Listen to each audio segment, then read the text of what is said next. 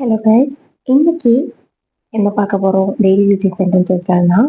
நீ என்ன சமைத்தாலும் நான் அதை சாப்பிடுவேன். இதை எப்படி சொல்லலாம்? நீ என்ன சமைச்சாலும் நான் அதை சாப்பிடுவேன். இதை வாட் எவர் யூ குக் அப்படின்னா நீ என்ன சமைத்தாலும் நான் அதை சாப்பிடுவேன். ஐ வில் eat it அப்படின்னு சொல்லலாம்.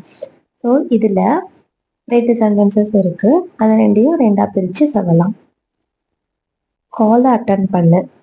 ஸோ இதை அவங்க ஒருத்தருக்கு கால் பண்ணியிருப்போம். பட் ஆனால் அவங்க அட்டன் பண்ணியிருக்க மாட்டாங்க. நம்ம அவங்களுக்கு மெசேஜ் பண்ணுவோம் இல்லையா, கால் அட்டன் பண்ணு அப்படின்னு சொல்லிட்டு. ஸோ அந்த சென்டென்ஸை இங்கிலீஷில் பிக்கப் தி கால் அப்படின்னு சொல்லலாம்.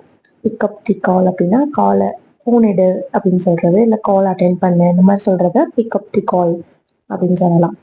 Urgent, pick up the call please அப்படின்னா எமர்ஜென்சி, அர்ஜென்ட்டாக கால் அட்டன் பண்ணி பேசு அப்படின்னு சொல்கிறது. இதை நீ எங்கே வாங்கின?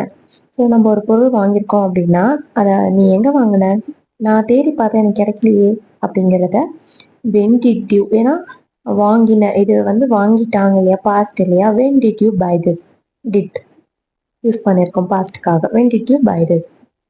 முதல்ல சிரிக்கிறத நிறுத்து. இதுக்கு இப்படி சிரிச்சிட்டு இருக்க? ஃபர்ஸ்ட் சிரிக்கிறத நிறுத்து, எனக்கு கோவம் வருது, எனக்கு டென்ஷனாக இருக்கு, முதல்ல சிரிக்கிறத நிறுத்து அப்படின்னு சொல்றத ஸ்டாப் ப்ளாக்கிங் ஃபர்ஸ்ட் ப்ளீஸ்.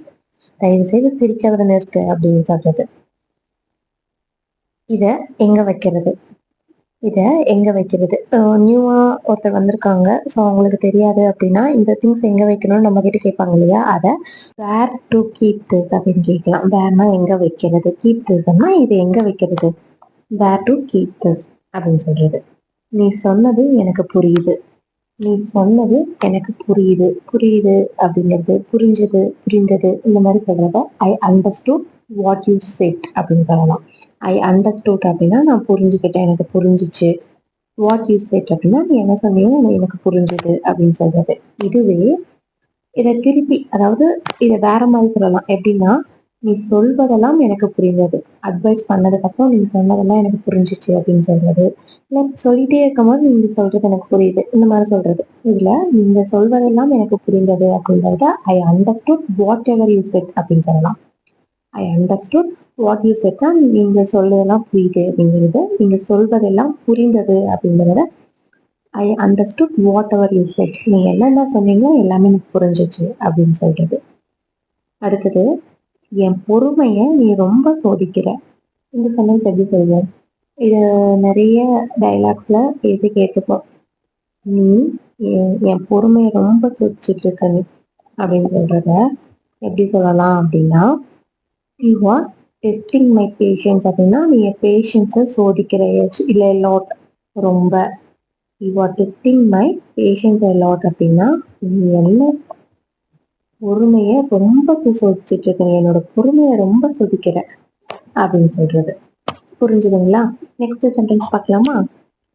ஒருத்தவங்க மூஞ்சுக்கு பின்னாடி, முதுகுக்கு பின்னாடி பேசுறாங்க அப்படின்னா அவங்க கிட்ட எதா இருந்தாலும் நேருக்கு நேர் பேசு அப்படின்னு சொல்லுவோம் இல்லையா.